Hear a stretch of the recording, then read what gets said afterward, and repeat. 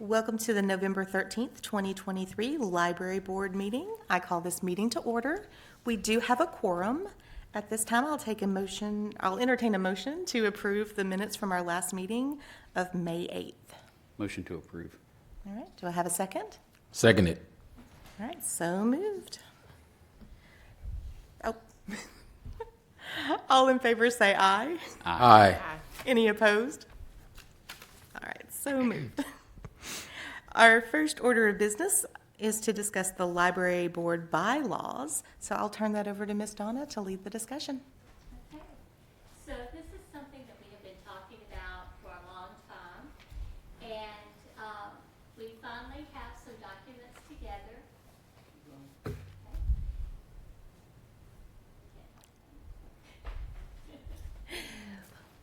This is something that we have been talking about for a while, and as you can see, our last bylaws were amended in 1988.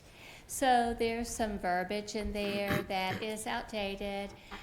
There's term limits that are outdated now. So what I have done is given you all the old bylaws, and then Philip has recommended, our city attorney, that we look at Title II of our ordinance, Chapter 8. And this basically has all of the items that we would need to put in our bylaws. So I pulled a couple of just generic templates for bylaws that have the name, location, purpose, Board of Trustees. And what I would like to do is let's discuss it, kind of see where you guys want to go with the bylaws, and then we will let Philip finish us up and get it all tight and legal, and that will be very good. Do you have any questions right now? I know I went through it with basically a red pen, and a lot of our current one is just, it's not applicable. We don't do the budgeting for the library. We don't make that budget collectively, submit that to the director and to the board. We don't have a treasurer here, that sort of thing. Correct. So the terms also that they use in the older bylaws were president and vice president, secretary and treasurer. And as the mayor said, we no longer use a secretary or a treasurer. Ms. Mary Brent from the library, she does all the minutes for us. Jerry gives her a copy of our meeting, and then she sets and transcribes them and has them ready for us. And so that's very much appreciated. Of course, we are under the finance of the city, and that works out great. So our president and vice president are called chairman and vice chairman. So that would be one term or two terms that we would need to change.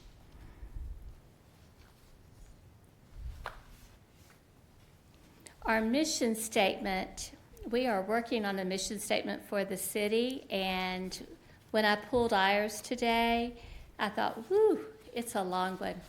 So we need to really work on our mission statement also to get it down to a one-liner that we all can recognize and we all can repeat. I like our mission statement because it tells us what we are, where we're going, and all of this, but it does need to be brought down. It says the Laverne Public Library welcomes and supports all people in their enjoyment of reading and pursuit of lifelong learning. Working together, we strive to provide equal access to information, ideas, and knowledge through books, programs, technology, and other resources. We believe in the freedom to read, to learn, and to discover. And I can remember when Ms. Faye Toombs revamped the mission statement to this, and she was so very proud because she got to add the word technology in there. And she would be extremely proud with how far our technology has gone in the library at this point. So I'm going to just let, Mayor, I know you said you redlined a lot of things. Yeah, I mean, all of section 4 with the officers as far as reports, executing contracts, that doesn't go through regional librarians report, the Correct. librarians report, when meetings are held, where they're held, what time they're held, and then the agenda is all listed in here, which we don't go with. Correct. So it's going to take it down quite a bit, which is good. And because we have really, now with the city, we have adopted the city's finance and the city's other things that they help us take care of. It's a good thing. And there's security there for our residents as well, because the city is yearly audited. Absolutely. They're an independent group, so all of those transactions are reviewed. So Carissa, how would you like to move forward? So the city attorney has recommended that we take the wording from chapter 8 and just put that into a template. Was that the recommendation? Well, so the, Title II is general boards and commissioners, and so a lot of those things of Chapter 1 and Title II apply to this board. So that's why we included this, and thank you for printing that off, Ms. Sure. Donna. And then Chapter 8 is really the state requirements, mostly for membership. And so those have to be in our bylaws. We can't get around those. And so it's really just a baseline that this is what the membership needs to look like, appointments and removal needs to look like this. And so based on the templates that Ms. Donna provided, we would basically just plug that into, Article 3 and Article 4 in one of these and the appropriate place in the other one. So both of these templates look great as long as the membership and vacancies correspond to Chapter 8. Okay. Philip, I would say for this template, instead of it being a board of trustees, it's library board membership or board of members, because we're not appointed as trustees. I agree. So it's the library board, it's members of the library board, I think would be the appropriate nomenclature. Yes, and then section 9 would not apply because I believe that's seeing us as a 501c3. Right, that's standard language. We would tailor it to the city. Okay.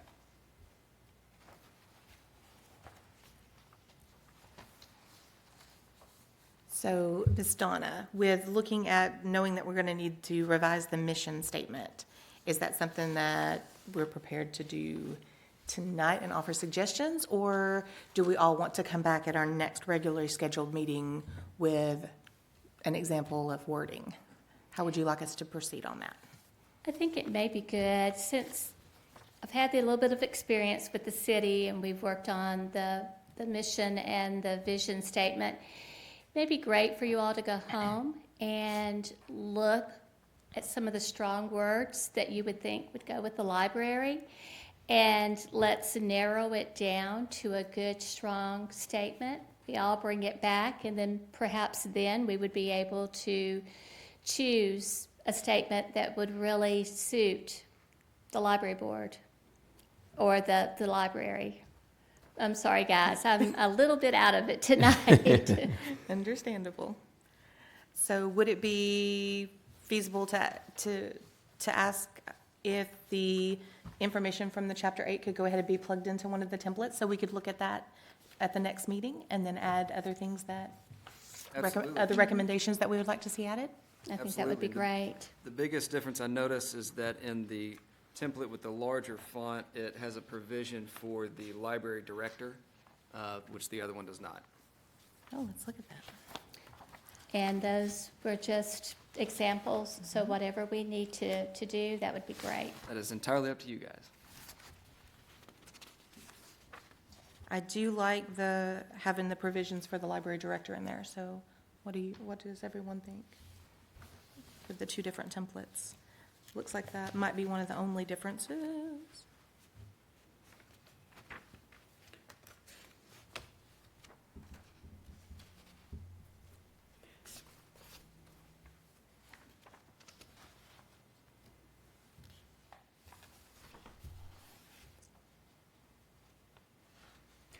I would say of Article 5 of that one with the library director, probably number 3 needs to come out because that already goes Yes. through city HR and Let's see.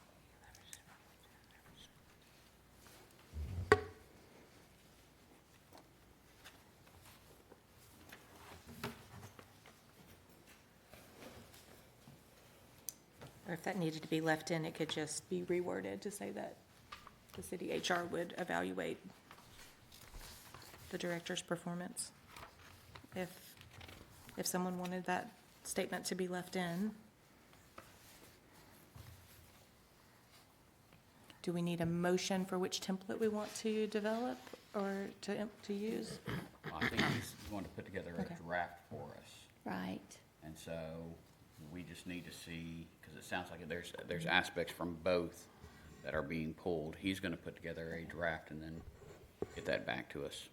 All right. So he may use some of each, or he may add some, or take some out, so. All right. Any more discussion on bylaws?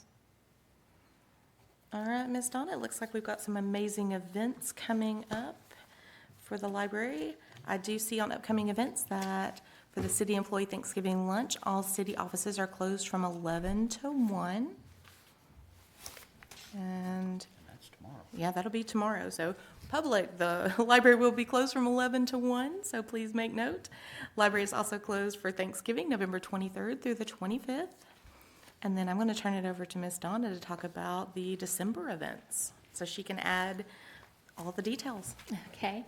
On Saturday, December the 2nd, you can see that I have the flyers in there for the Parade of Lights and also for the Winter Wonderland.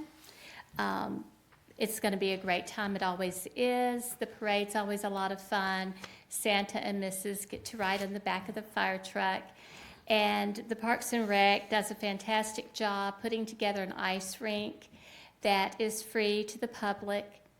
A lot of great things going on there. And Mayor, you may be able to speak a little bit more to that. It takes